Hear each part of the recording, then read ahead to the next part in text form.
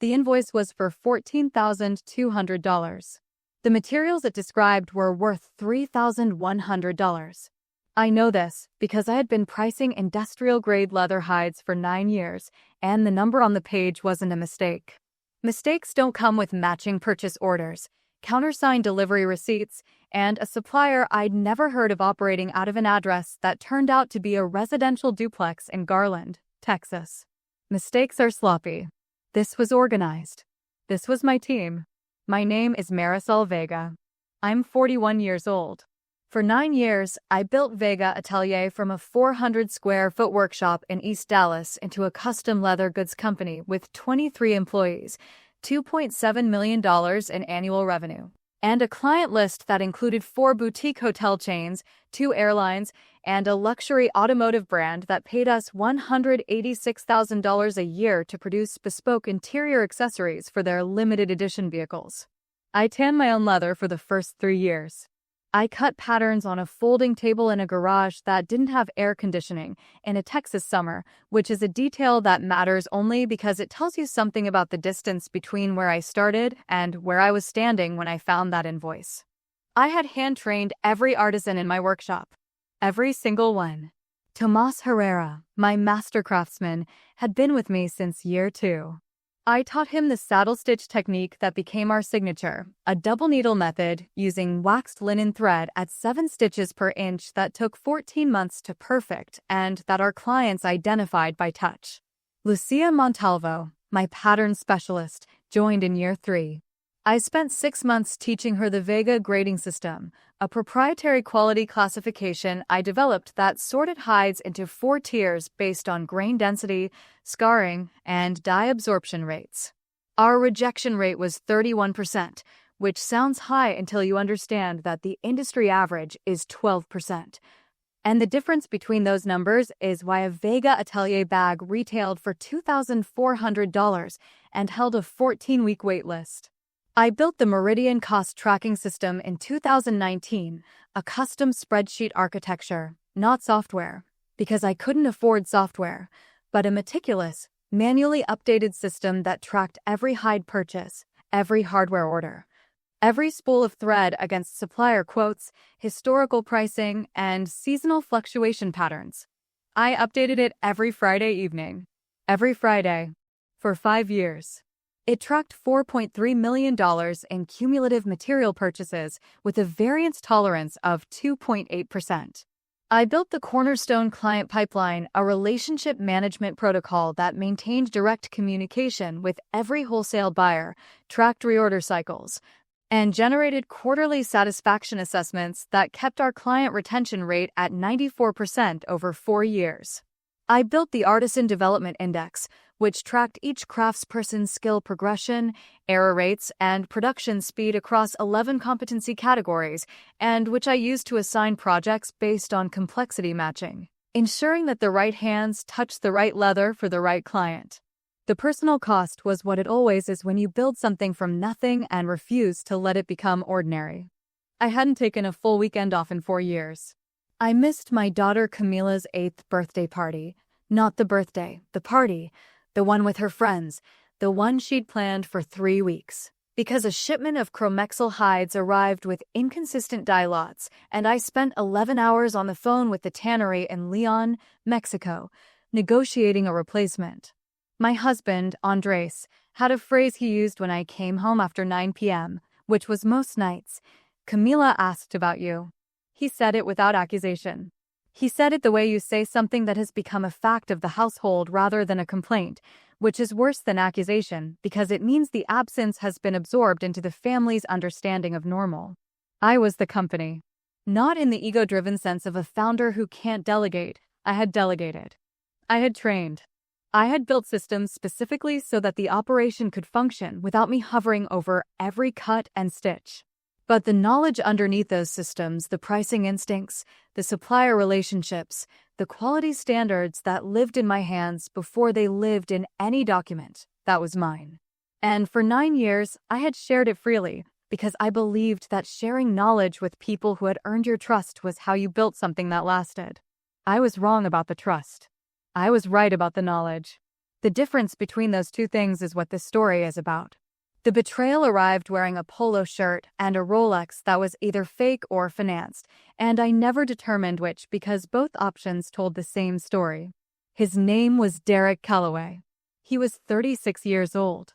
I hired him in January 2023 as my operations manager, a role I created because the business had grown beyond what I could oversee alone, and because every mentor I'd consulted, every small business podcast I'd listened to during those late drives home, every article I'd read about scaling artisan businesses said the same thing. You need someone to handle the operational layer so you can focus on the craft and the clients. Derek came with a resume that listed 3 years at a mid-sized manufacturing firm in Houston and an MBA from a program I'd heard of but couldn't rank, which I mention not as snobbery but as a detail that becomes relevant when you understand what he actually knew versus what his resume suggested he knew. Derek's interview was impressive in the way that interviews are impressive when the person being interviewed has learned to perform competence rather than possess it. He used phrases like, optimize the supply chain verticality and leverage our artisan bandwidth for scalable output. And I remember thinking that the language was unusual, but that perhaps this was how operations people talked and I had simply been too close to the craft to learn the dialect. I was wrong. It wasn't a dialect. It was camouflage. Within his first month, Derek had done 3 things that I noticed and 1 thing that I didn't. The 3 things I noticed: he reorganized the supply closet, which didn't need reorganizing, but which made him look busy. He created a new purchase order template that was slightly worse than the one I'd been using, but that had his name in the footer, which I found mildly territorial but not alarming. And he began having lunch with Tomas Herrera, my master craftsman, my first hire, the man I had taught to stitch, every Tuesday and Thursday, in Derek's car in the parking lot, which I noticed because I noticed everything, but which I filed under team bonding, because I wanted to believe that my new operations manager was building relationships with my senior staff. The thing I didn't notice, the thing that was happening underneath the supply closet reorganization and the lunch meetings and the purchase order templates with his name in the footer, was that Derek was building a parallel cost structure. He had identified 3 of my long-standing suppliers and, over the course of 8 weeks, had introduced alternative vendors for the same materials. The alternative vendors were not alternatives. They were shells, entities with real-sounding names and functional websites and phone numbers that rang to real people who said real things, but whose invoices were inflated by 40 to 60% above market rate. The difference between the real cost and the invoiced cost was being split between Derek and Tomas and Lucia. Tomas, who I had taught to stitch.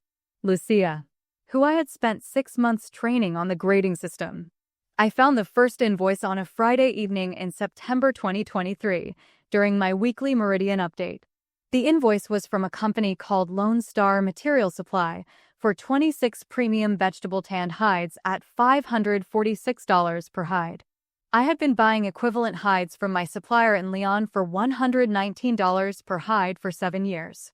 The math wasn't subtle. It wasn't meant to be subtle, because the people doing it believed I wouldn't check, believed that the operations manager handled purchasing now, believed that the founder had stepped back from the details, believed that 9 years of trust had made me comfortable enough to stop looking. They were almost right. I had almost stopped looking. The Meridian system saved me, not because it flagged the invoice automatically, but because updating it was a habit, and habits are harder to kill than trust, and on that Friday evening in September, the habit of checking every number against every baseline caught what trust had missed. I sat at my desk for 40 minutes after I found it. I didn't move. I didn't call anyone. I didn't cry, which I mention because people assume that betrayal produces tears, and sometimes it does, but sometimes it produces something colder, a stillness that isn't shock but recognition. The recognition that the people you built something with had been stealing from you, and that the stealing wasn't impulsive or desperate but systematic, and that the system they'd built to steal from you was modeled on the systems you'd built to succeed, which is its own particular kind of insult. I opened a new spreadsheet. I labeled it Discrepancy Audit Internal. I began documenting. If this story resonates with you, if you've ever poured years into building something only to discover that the people closest to you are the ones taking it apart, make sure to like and subscribe. I share workplace strategy and small business analysis every week that might just change how you protect what you've built. Because what I found in the next 72 hours wasn't just one inflated invoice. It was a network. And dismantling it required the same thing that building Vega Atelier had required: patience, precision, and the willingness to do what needed to be done, even when it meant losing people I had considered family. What Derek Calloway didn't know, what none of them knew, was that I hadn't just found one invoice that Friday evening. I had found the thread, and I am very, very good at pulling threads. The Meridian cost tracking system wasn't just a spreadsheet. It was an architecture. 5 years of weekly updates had created a pricing database more comprehensive than anything a company our size had any right to possess. Every hide purchase since 2019 was logged with supplier name, unit cost, date, quantity, market benchmark at time of purchase, and a variance calculation that flagged anything outside my 2.8% tolerance. The system didn't just track what we spent. It tracked what we should have spent. And the gap between those two numbers, once I started looking, was enormous. Over the weekend of September 15th through 17th, 2023, I conducted what I later described to my attorney as a full retrospective audit. I didn't sleep more than 4 hours either night. I cross-referenced every purchase order Derek had processed since his start date in January against my historical supplier pricing, current market rates from 3 independent tannery indexes, and the invoices from the new vendors he had introduced. I built a separate tab in the Discrepancy Audit spreadsheet for each vendor: Lone Star Material Supply, Prestige Hardware Distributors, and a thread supplier called Artisan Source Company. 3 vendors. 3 shell entities. All introduced by Derek between March and July of 2023. All invoicing at 40 to 60% above market rate. By Sunday evening, I had identified 47 fraudulent invoices totaling $189,400 in overpayments across 8 months. The legitimate cost of the materials on those invoices was $71,200. The difference, $118,200, had been extracted from my company by people I had trained, fed, and in Tomas's case, lent $4,000 to in 2020 when his wife needed dental surgery. I mention the loan not for sympathy, but because it is a data point in the cost of misplaced trust, and I was now in the business of tracking data points.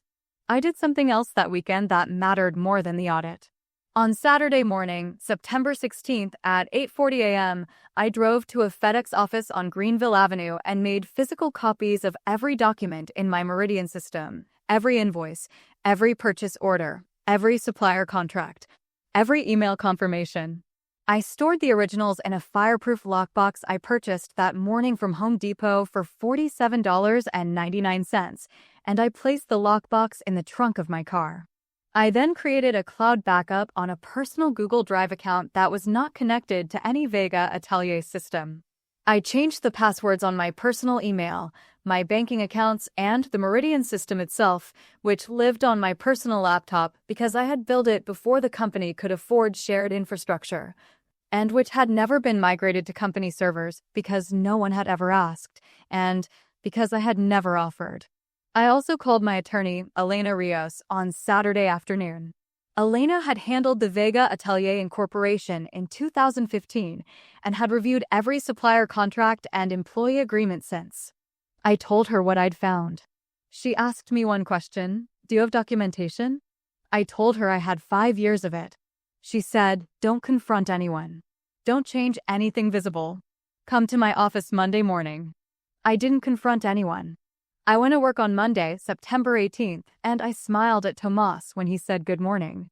I nodded at Lucia when she showed me a pattern revision for the Rosewood Hotel order. I sat in a 10-minute meeting with Derek where he presented a Q3 procurement optimization summary that included the phrase vendor diversification strategy for supply chain resilience, which was his way of describing the network of shell companies he had built to steal from me. I nodded at that too. I took notes. I asked one clarifying question about lead times. I went back to my office and added his presentation slides to the discrepancy audit file. They thought I didn't know. For the next 11 days, they continued to think I didn't know, and during those 11 days, 3 more inflated invoices were submitted, totaling $14,800 in overpayments, which I documented in real time with timestamps, screenshots, and cross-referenced market pricing. I let them come in. I let every single one come in. Because Elena had explained something to me that Monday morning that reframed the entire situation. In Texas, theft by an employee of property valued at $300,000 or more is a first-degree felony. We weren't there yet, but the cumulative total was climbing, and every invoice they submitted while I watched was another line in a document that was no longer just an audit. It was evidence. 48 hours after I began the silent documentation phase, the first crack appeared, not in the fraud, but in the product. On Wednesday, September 20th, I received a call from Nathaniel Park, the procurement director at Rosewood Hotels, our second largest client at $312,000 annually. Nathaniel was polite but direct. Marisol, we received the sample set for the Q4 suite accessories, and I have to be honest, the leather quality isn't consistent with what we've come to expect. The grain on 3 of the 6 pieces is visibly different. Rougher. Less uniform. My design team flagged it immediately. I knew why. The hides used for the rosewood samples had come from Lone Star Material Supply, Derek's shell vendor. They were not premium vegetable tanned hides from Leon. They were commercial-grade hides, probably sourced domestically, with a dye treatment designed to approximate the look of our usual stock, but lacking the grain density and suppleness that justified our pricing. The Vega grading system would have classified them as Tier 3 at best. We used Tier 1 for rosewood. The difference was visible to anyone who worked with leather professionally, and Nathaniel's design team worked with leather professionally. I told Nathaniel I would personally oversee a replacement set using verified stock. He thanked me. Then he said something that landed quietly but heavily. Marisol, we've been with you for 4 years because the quality has been flawless. If that's changing, we need to know. It's not changing, I said. You have my word. I hung up and sat with the weight of that promise. Because keeping it meant confronting the fact that the materials flowing into my workshop were compromised, that the person responsible for procurement was the person orchestrating the fraud, and that every day I waited was a day my clients received products made from materials I would never have approved. The silent documentation phase was necessary for the legal case. But it was costing me something I had spent 9 years building, the quality guarantee that was the foundation of every client relationship I had. That evening, Derek sent me a text at 7:12 p.m. Hey Marisol, just wanted to flag Lone Star had a slight batch variance on the last hide delivery. Nothing major, just some natural variation in the tanning process. I've already talked to them about tightening QC on the next order. All good on my end, thumbs up. Natural variation. In hides that were a completely different grade from what we ordered. From a supplier that operated out of a duplex in Garland. All good on his end. I replied, thanks for the update. 3 words. I was learning that 3 words could carry more weight than 300 when you knew what was underneath them. By the end of the following week, the quality issue had metastasized. A second client, Bellamy Aviation, the luxury automotive brand that paid us $186,000 annually for bespoke interior accessories, rejected an entire production run of 40 headrest covers. Their quality assurance team sent a detailed report: inconsistent dye absorption, visible surface scarring on 60% of units, and thread tension irregularities on the saddle stitching. The rejection triggered a contractual penalty clause worth $22,400 and a mandatory reproduction at our cost, estimated at $31,000 in materials and labor. Total immediate exposure, $53,400 from a single rejected order. The thread tension issue was the detail that told me the rot had spread further than I'd calculated. Thread tension on a saddle stitch is controlled by the artisan, not the material. Inconsistent tension meant the person stitching those headrest covers was either rushing, distracted, or no longer invested in the precision that the technique demanded. Tomas had stitched the Bellamy order. Tomas, whose stitch work I had personally calibrated over 7 years, whose hands I had trusted with our most demanding client, was now producing work that failed quality assurance. The fraud hadn't just corrupted the supply chain. It had corrupted the craftsmanship. When you stop caring about the integrity of the materials, you stop caring about the integrity of the work, and the hands follow the conscience. Derek called me on Friday, September 29th at 4:47 p.m. His voice had a tightness to it that hadn't been there before. Marisol, I wanted to loop you in on the Bellamy situation. I've been interfacing with their QA team to, recalibrate expectations around acceptable variance thresholds. I think we can reframe this as a natural byproduct of artisanal production methods. Handmade means variation, right? That's the value proposition. Reframe. Recalibrate expectations. Value proposition. He was trying to convince a luxury automotive brand that paid premium prices for flawless execution that flaws were a feature. I let him finish. I think if we lean into the narrative of handcrafted authenticity, we can actually turn this into a brand differentiator. I'm putting together a deck. Derek, I said. Yeah. The penalty clause in the Bellamy contract specifies zero tolerance for visible surface defects on Tier 1 products. Section 4, Paragraph 3.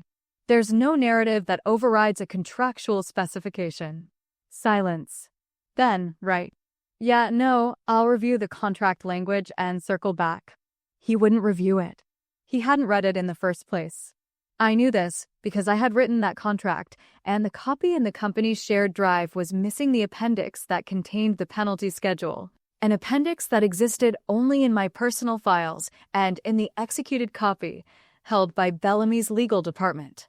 Derek was operating without the full picture because he had never bothered to acquire the full picture. He had acquired a title, a parking spot, and a scheme. The picture was my department. Meanwhile, Elena Rios had not been idle. On September 27th, she filed a formal records preservation request with our company's accounting firm, Garza and Whitfield, instructing them to retain all financial records, bank statements, and transaction logs related to Vega Atelier for the period of January through September 2023. She also engaged a forensic accountant named David Shin, who began a parallel analysis of the shell vendor invoices against actual bank deposits, looking for the money trail that would connect the inflated payments to Derek, Tomas, and Lucia. David's preliminary finding, delivered to me on October 1st, was that $74,600 of the $118,200 in overpayments had been routed through a single account at a credit union in Mesquite, Texas, held in the name of Derek's girlfriend. The remaining $43,600 had been distributed in cash withdrawals that David was still tracing, but that corresponded in timing and amount to payments Tomas and Lucia had received outside of payroll. I now had the invoices, the pricing discrepancies, the quality failures, the client complaints, the contractual penalties, and the beginning of a money trail.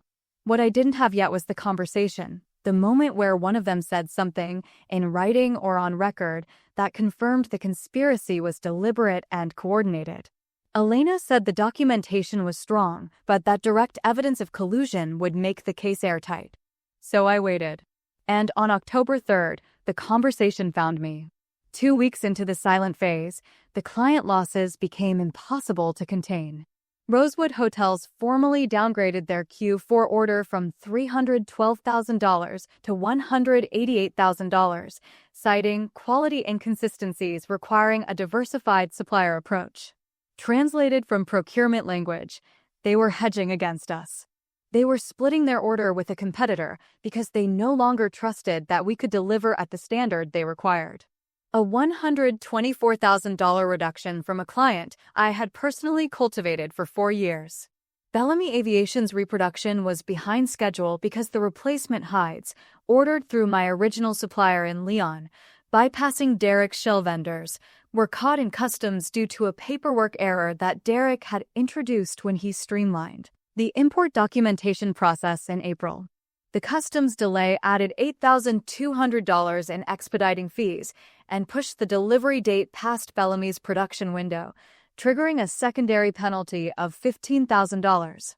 The cumulative financial damage was now quantifiable: $118,200 in fraudulent overpayments, $53,400 in Bellamy rejection costs, $124,000 in Rosewood order reduction, $23,200 in customs and secondary penalties. Total, $318,800.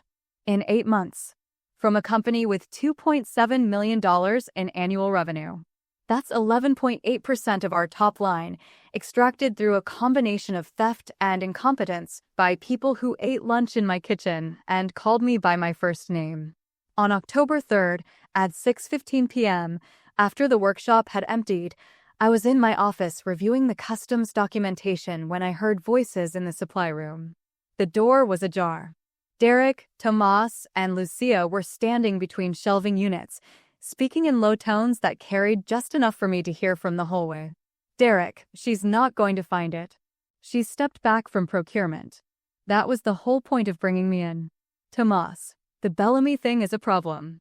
She's asking questions about the hides. Lucia, I told you the Lone Star stuff wouldn't pass on automotive. The grain is wrong. I said that in July. Derek, it passed on everything else. We just need to rotate the good stock into the high visibility orders and use Lone Star for the volume work. She won't check every piece. Tomas, she checks everything. Derek, she used to check everything. She's got me handling it now. That's the whole arrangement. I stood in the hallway for 90 seconds. I didn't record it. Texas is a one-party consent state, and I could have, but I didn't have my phone ready, and the moment was already seared into a memory that didn't require digital verification. I went back to my office. I wrote down every word I could remember, timestamped it, and added it to the discrepancy audit file. Then I called Elena. I have the conversation, I said. How much of it? Enough. Derek confirmed the scheme is intentional. Tomas confirmed awareness. Lucia confirmed she knew the materials were substandard. Elena paused. Come in tomorrow. Bring everything. It's time. Before I tell you what happened next, you might be wondering something that I wondered too, standing in that hallway. How do you fire people you taught to stitch? How do you dismantle a team you built with your own hands? How do you protect the thing you love by cutting away the people who helped you build it? If you've ever faced that question in a business, a family, a partnership, make sure you're subscribed, because the answer isn't simple, and it isn't clean, and it's exactly what I'll walk you through next. 3 weeks in, I walked into Elena Rios's office with a banker's box containing 214 pages of documentation, a USB drive with the complete Meridian cost tracking system, and a forensic accounting report from David Shin that traced $118,200 in fraudulent overpayments to 3 shell vendors, a credit union account in Mesquite held by Derek's girlfriend, and a pattern of cash withdrawals that corresponded to off-payroll payments to Tomas Herrera and Lucia Montalvo. Elena looked at the box, then at me, and said, "You could have been an auditor." I was, I said.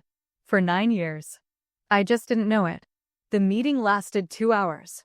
Elena laid out the options with the precision I'd come to expect from her: civil suit for recovery of stolen funds, criminal referral to the Dallas County District Attorney's Office for theft by employee, a state jail felony for amounts between $2,500 and $30,000 per individual, potentially aggregated to a third-degree felony given the cumulative total, and immediate termination of all 3 employees for cause, forfeiting any severance or accrued benefits under the terms of their employment. Agreements. There was a 4th option she mentioned almost as an afterthought: do nothing, absorb the losses, and restructure quietly. She mentioned it because attorneys are obligated to present all options. She knew I wouldn't take it. I knew I wouldn't take it. The $318,800 in cumulative damage wasn't an amount you absorbed quietly. It was an amount that, left unaddressed, would kill the company within 18 months. But before I could act, Derek acted first. On October 5th, 2 days after I overheard the supply room conversation, Derek submitted a new vendor contract for my signature, a 12-month exclusive supply agreement with Lone Star Material Supply, locking Vega Atelier into purchasing 80% of our hide inventory through his shell company at the inflated rates. The contract included a $45,000 early termination penalty. He presented it to me in a Monday morning meeting with the confidence of someone who believed he was the smartest person in the room, which is a particular kind of confidence that only survives in the absence of scrutiny. This locks in pricing stability for the next fiscal year, he said, sliding the document across my desk. Lone Star's been a reliable partner, and this gives us supply chain certainty. I'd recommend we execute by end of week to secure the current rate structure. I looked at the contract. I looked at Derek. I picked up my pen, and I watched something shift in his eyes, a flicker of anticipation, the micro-expression of a person who believes they are about to get what they want. I'll have Elena review it, I said. The flicker died. Elena? Your attorney? I mean, it's a standard supply agreement. I don't think we need legal overhead on a routine procurement contract. I review all contracts through counsel, I said. Standard practice. Since when? Since always, Derek. He left my office with the unsigned contract and expression I hadn't seen on him before. Not panic, not yet, but the first visible crack in the performance. The awareness that a variable he hadn't accounted for had just entered the equation. He didn't know that Elena already had the contract's counterpart, the Lone Star invoices, the pricing discrepancies, the forensic trail. He thought I was being cautious. I was being precise. That same week, the client's situation deteriorated further. Bellamy Aviation's reproduction shipment arrived 3 days late due to the customs complications Derek had created, and their program manager, a woman named Sandrich whom I'd worked with for 6 years, called me directly. Her voice was strained in a way that told me the conversation had been preceded by an internal meeting I wasn't invited to. Marisol, I need to be transparent with you. We're evaluating alternative suppliers for the 2024 model year. The quality issues and the delivery delays have raised concerns at the executive level. I've advocated for maintaining the relationship, but I need you to give me something concrete to bring back to my team. Sandra, I'm implementing changes this month that will address both issues at their source. I can't say more right now, but I'm asking for 30 days. I can give you 30 days. But Marisol, the next delivery has to be perfect. Not good. Perfect. It will be. I meant it. But meaning it required doing the thing I had been preparing to do since that Friday evening in September when I found the first invoice. It required cutting. By week 5, I had everything. David Shin's final forensic report, delivered October 16th, confirmed the complete financial picture. $133,000 in total fraudulent overpayments across 52 invoices from 3 shell vendors over 9 months. Of that amount, $78,400 had been deposited into the Mesquite Credit Union account linked to Derek Calloway.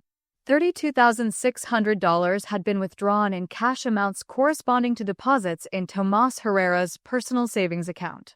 $22,000 had been traced to a Venmo account belonging to Lucia Montalvo's sister, who had transferred the funds to Lucia in increments designed to stay below reporting thresholds. The scheme was not sophisticated. It was simply trusted. They had relied on the assumption that I wouldn't look, and for 8 months, that assumption had been correct. The 9th month, it wasn't. Elena filed the criminal referral with the Dallas County DA's office on October 17th. She also prepared termination letters for all 3 employees, citing theft, fraud, and violation of fiduciary duty, with forfeiture of all accrued benefits. The letters referenced specific invoice numbers, dates, amounts, and the forensic evidence connecting each individual to the scheme. They were not vague. They were not emotional. They were documents, and documents are what I do. On the evening of October 17th, Tomas called me. Not Derek. Tomas. The man I had taught to stitch.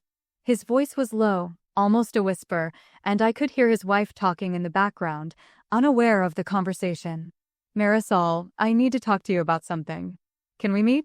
Not at the shop. Somewhere else. What's this about, Tomas? A pause. Long enough that I could hear him breathing. I think you already know. I did know, but I wanted to hear him say it. Not out of cruelty. I am not a cruel person, despite what the next part of the story might suggest, but because I needed to understand whether the man I had trained, trusted, and lent money to had any recognition of what he had done. or whether he had rationalized it into something smaller than it was. Say it, Tomas. Another pause. The invoices. The vendors Derek brought in. I know they're not right. I've known for a while. I should have told you. I didn't. And I took money I shouldn't have taken. How much? Maybe 30,000. Over the whole time. Derek said he said it was a finder's fee structure. For helping source materials. He said you knew. He said I knew. Yeah. And you believe that. Silence. Then, no. I don't think I believed it. I think I wanted to believe it. There's a difference, and I know that doesn't make it better. He was right. It didn't make it better. But it was the first honest thing anyone involved in the scheme had said to me, and honesty, even late, even insufficient, is a data point worth recording. Tomas, I can't have this conversation right now. You'll receive a letter tomorrow. Read it carefully. If you want to talk after that, call Elena Rios. Marisol. Good night, Tomas. I hung up and sat in my kitchen for a long time. Andres brought me coffee without asking what was wrong, which is the kind of thing you learn to do when you've been married to someone who builds things and occasionally has to take them apart. The following Monday, October 23rd, I arrived at the workshop at 6:30 a.m., 90 minutes before anyone else. I placed 3 envelopes on 3 workstations. I removed Derek's access credentials from the security system. I changed the passwords on every company account, the supplier portal, the banking platform, and the shared drive. I moved the Meridian cost tracking system to a new secure location. Then I made coffee and waited. Derek arrived at 8:15. He saw the envelope, opened it, and read it standing up. I watched from my office through the glass partition. His face went through 4 distinct phases in approximately 40 seconds. Confusion, recognition, calculation, and something that looked like the beginning of anger but collapsed into a pale, slack expression that I can only describe as the face of a person who has just realized that the room they've been operating in had a camera they never noticed. He came to my office door. He didn't knock. This is Marisol. This is a misunderstanding. These invoices, the pricing, it's market fluctuation. Lone Star's rates reflect premium sourcing channels that. Derek, the forensic accountant, has traced $78,400 from the Shell vendor accounts to your girlfriend's credit union account in Mesquite. The DA's office received the referral last Tuesday. This isn't a conversation about invoices. It's a notification of termination for cause. Your personal belongings will be boxed and available for pickup after 5 p.m. today. He stared at me. The Rolex, a real or financed, I still don't know, caught the overhead light as his wrist trembled slightly. You can't all sue. Wrongful termination. I have rights. You have the right to consult an attorney, which I'd recommend. You do not have the right to remain in this building. Elena Rios is available if your counsel wants to discuss the documentation. What documentation? All of it, Derek. Every invoice. Every purchase order. Every pricing discrepancy. Every deposit. 5 years of cost tracking data that you never knew existed because you never asked what systems were already in place before you arrived. You walked into a company with a 9-year paper trail and assumed no one was keeping records. He left. He didn't say goodbye to anyone. He didn't take the envelope. He walked to his car, a leased BMW 3 Series that I suspect was financed with money from my company, and he drove away. I never saw him in person again. Tomas arrived at 8:30. He saw the envelope. He didn't open it immediately. He looked at me through the glass, and I looked back, and there was a moment between us that contained 9 years of mornings and late nights, and the particular intimacy of 2 people who have built something with their hands in the same room. Then he opened the envelope and read it, and he sat down on his stool, and he didn't move for a long time. He came to my door at 9:15. He knocked. I understand, he said. I'm not going to fight it. I just want you to know that the stitching, the work, that was always real. The rest of it, I got pulled into something I should have walked away from. But the craft was real. I know the craft was real, Tomas. That's what makes this worse. He nodded. He collected his tools, his personal tools, the ones he'd brought from home, not the ones I'd provided, and he left through the back door. I heard his truck start in the parking lot, and then it was quiet. Lucia didn't come in that day. She called at 10:40 a.m. and spoke to me for less than 2 minutes. She didn't deny anything. She didn't apologize. She said, "I knew this was coming," and I said, "Then you understand." And she said, "Yeah," and that was the end of a 3-year working relationship that had once involved me spending 6 months teaching her to grade leather by touch.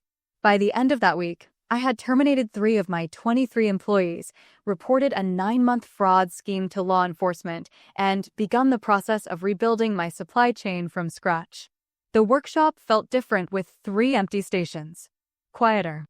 Not peaceful. There's a difference between quiet and peaceful that you learn when the quiet is the result of removal rather than rest. The remaining staff knew something had happened. I held a meeting on October 25th, brief, factual, no drama. I told them that 3 employees had been terminated for financial misconduct, that the matter was being handled legally, and that the company's operations would continue without interruption. I told them that their jobs were secure, that their work was valued, and that anyone with concerns could speak to me directly. I did not provide details. I did not name names. I didn't need to. In a 23-person company, 3 empty workstations are their own announcement. One person stayed after the meeting. Rafael Mendoza, a mid-level artisan who had been with me for 5 years and who had never been part of the scheme, a fact confirmed by David Shin's forensic review, which found no financial connections between Rafael and the shell vendors. Rafael was quiet, reliable, and produced work at a consistency rate of 97.2% on the Artisan Development Index, second only to Tomas. "Marisol," he said, "I want you to know I saw things. Lunches in the parking lot. New vendors I didn't recognize. I should have said something. Why didn't you? Because Tomas was my senior, and Derek was management. And I thought maybe I was wrong. You weren't wrong. I know that now. I'm sorry." "Don't be sorry, Rafael. Be the person who says something next time." He nodded. Then he went back to his station and began cutting a pattern for the rosewood replacement order, and the sound of his knife on the cutting mat was the first normal sound I'd heard in that workshop in weeks. The legal aftermath unfolded over the following months with the slow, grinding inevitability of institutional process. The Dallas County DA's office accepted the criminal referral in November 2023. Derek Calloway was charged with theft by employee, a third-degree felony, in January 2024. He pleaded no contest in April and received 3 years of probation, 200 hours of community service, and a restitution order of $78,400. His attorney negotiated the plea down from a potential 2 to 10-year sentence by arguing that Derek had no prior criminal record and had cooperated with the investigation, which was generous language for someone who had simply run out of options. Tomas Herrera was charged with the same offense. His case was more complicated because his cooperation, the phone call to me, his willingness to provide a statement to the DA, was genuine if late. He received 2 years of probation and a restitution order of $32,600. I did not attend his sentencing. I did not need to see it. The outcome was sufficient without the spectacle. Lucia Montalvo's charges were reduced to a misdemeanor after her attorney demonstrated that her financial involvement was smaller and that she had been, in the DA's language, a secondary participant in a scheme orchestrated by others. She received 12 months of probation and a restitution order of $22,000. The total restitution ordered, $133,000, the exact amount identified in David Shin's forensic report. Whether I would ever collect the full amount was a separate question.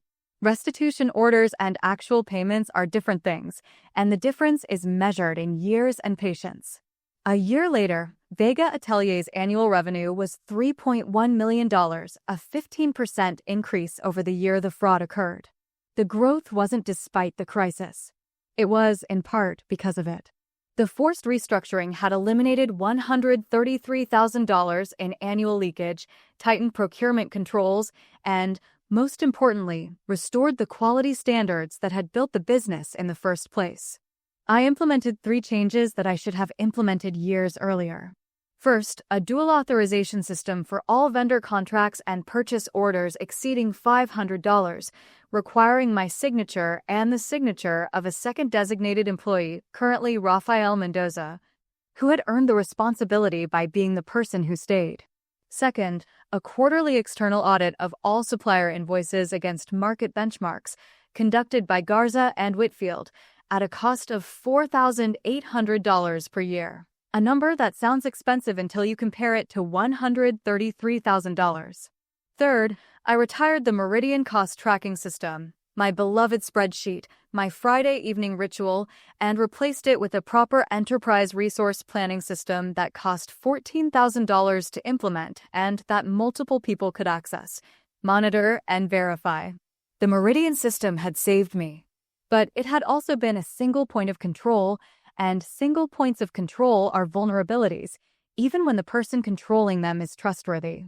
Especially then, because the system should never depend on one person's integrity. That's the lesson the fraud taught me about my own operation. I had built safeguards against external threats and none against internal ones, because I had trusted the people inside the walls. Trust without verification isn't loyalty. It's exposure. Rosewood Hotels restored their full order volume in Q1 2024 after the replacement samples met their standards. Nathaniel Park sent a brief email. Quality is back. We're back. Bellamy Aviation renewed their contract for 2024 at $192,000, a $6,000 increase over the previous year, after Sandra Chen's team approved 3 consecutive flawless production runs. Sandra told me on a call that the executive team had been impressed by the transparency and speed of the corrective action, which was her way of saying they respected that I had cut out the rot without letting it spread to them. Rafael Mendoza was promoted to lead artisan, a role I created for him, with a 22% salary increase and oversight of quality assurance for all Tier 1 client orders. He took to it with the quiet competence that had always defined his work. I hired 4 new artisans over the following 6 months, each trained personally by me using the same methods I had used with Tomas: the saddle stitch, the grading system, the calibration techniques. The difference was that this time, I also trained them on the systems, the ERP, the dual authorization process, the audit schedule. I taught them the craft and the controls, because craft without controls is a beautiful thing that someone will eventually exploit. Derek Calloway's LinkedIn profile, last I checked, and I checked once, in March 2024, out of a curiosity I'm not proud of but won't pretend I didn't feel, listed him as an independent supply chain consultant. His location was Houston. He had 340 connections and no recommendations. I closed the tab and didn't look again.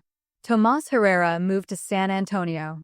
I heard through a mutual acquaintance that he was doing leather repair work for a furniture company. Not custom work. Not artisan work. Repair work. I don't know if that's a step down or a lateral move or simply a different life, and I've decided it's not my business to categorize. He made his choices. The consequences were proportional. That's all I need to know. Camila turned 10 in November 2024. I was at her party. The whole party. I arrived before the first guest and stayed until the last one left. Andres didn't say, "Camila asked about you" that night. He said, "She had a good time," and the difference between those 2 sentences is the distance between the person I was during the fraud and the person I became after it. I still work late. I still update spreadsheets on Friday evenings, although now they're in the ERP system and Rafael has access to. I still check every hide that comes through the door, still run my fingers across the grain to feel for inconsistencies that machines can't detect. Some habits are worth keeping. The difference is that I no longer confuse dedication with martyrdom, and I no longer confuse trust with oversight. Here's what I know, and it's specific to the story, so take it or leave it. I built Vega Atelier with my hands, my time, and my knowledge. I shared that knowledge freely with people I believed had earned it. 3 of those people used the access I gave them to steal from me, not impulsively, not desperately, but systematically over 9 months, while eating lunch in my kitchen and calling me by my first name. The thing that saved me wasn't suspicion or paranoia or some innate distrust of people. It was a habit. A Friday evening habit of checking numbers against baselines, built over 5 years, maintained through discipline, and activated by a single invoice that didn't add up. The fraud cost me $318,800 in direct and indirect losses. The habit of checking cost me nothing but time. The lesson is not that you shouldn't trust people. The lesson is that trust is not a substitute for systems, and systems are not a substitute for attention, and attention is the thing that separates the people who get stolen from once from the people who get stolen from until there's nothing left.